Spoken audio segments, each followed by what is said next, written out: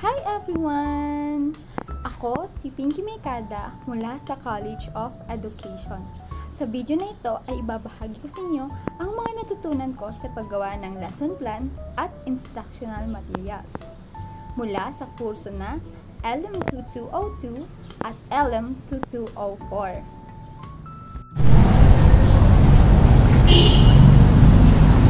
Una sa lahat, natutunan ko ng paggawa ng lesson plan ay susi sa matagumpay na pagtuturo.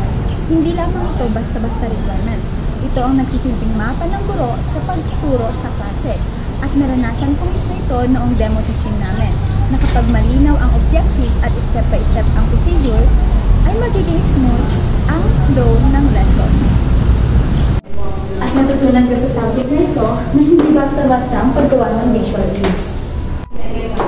Dapat sa paggawa ng IELTS, dapat ito ay makatawag pansin, relevant, at interactive. Isa sa pinaka-na-enjoy ko ay ang paggawa ng instructional materials dahil dito nahahasa ang pagiging creative ko.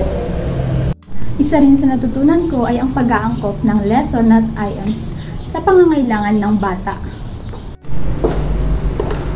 Hindi pwedeng generic lang. Natutunan ko rin na dapat mahalaga ang context dahil ito ay dapat nakaangkop sa edad ng bata. Sa kabuuan, ang paggawa ng lesson plan at instructional materials ay hindi madali. Pero napakaganda ng epekto nito dahil isang epektibong pagtuturo. Dahil sa LM2202 at LM2204, mas handa na akong maging isang guro na may plano, may puso, at may malasakit sa mga batang tinuturuan ko. Maraming salamat po sa panonood!